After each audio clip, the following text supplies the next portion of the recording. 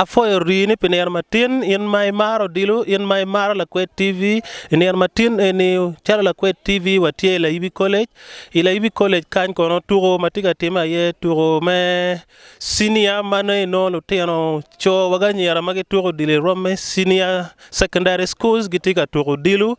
man piemeni na yang chono gelone Coca-Cola tournament ila kwet TV wano ni piera tek ki wan mener ni walugo content man and mati very local lo tero mate tero magede to dile ro mala mal la da piko mala me Uganda kan diri ma ka dongo to kan ko bina yan do kama pat ci wano pe in mi maro dilu la kwet TV bi lugo ido dilu bu gen ko ergi ko erki rata ti me kere gi be bi chalo bori live in bergi kero mener ne an ko nya Peterson ana fu ma tek a joli la kwet TV a penir matina mera wachi wiye turu eni watigi timpani wobe maramo piare wade moko age school ma pat ko malo me Uganda to wale district ma Acholi gidong watigi timpani ma piare wachel timpani ko to panyara joma gatika sponsoring any fresh dairy Uganda timpa wobe ko joma gatika sponsoring any asu man an association pa teacher magati Uganda ga kan to enegi Uganda gi ko malo kan Acholi sub-region and Gulu etega hosting. Gulu school Gulu high etega hosting to Pawobe.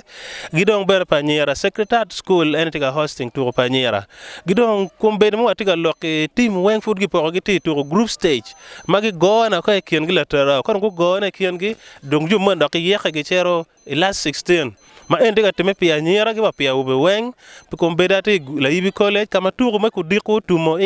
results obi ber gi ker minu results ma be tien cha boro piane ner matine team mukene school mukene go bicho te gi doction gang school mukene go bichere level mario ti piera tek chalo yen ngata lugo ko la kwet TV bet chok gi chimi bet chok online we ko ni bet gi kero menero tugo mukene ibedi kero mino results pa tugo weng look school may ni kwar yenene ogis school lo weng mak tugo dilo ma tek pe ko mal mi Uganda ge te gulo kan ga tugo ti piera tek na dane wipo wil ga lo ko school li we in bene ne okay school la futi te no be mi chwa ka pero bini ba ka mi chwa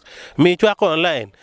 timbe subscribing tan irwa comments kanyu e wabe bero yo medok bori ririe te ko no comments ma migi te ko no la page ma migi lokom turo man matiga wat ko bete nyim ma turo tima be adada an na foy ma tek an ya Peterson ana bero ka kilu lokangaya updates weng ma luka gi turo matiga time ko bete ne ana foy ma tek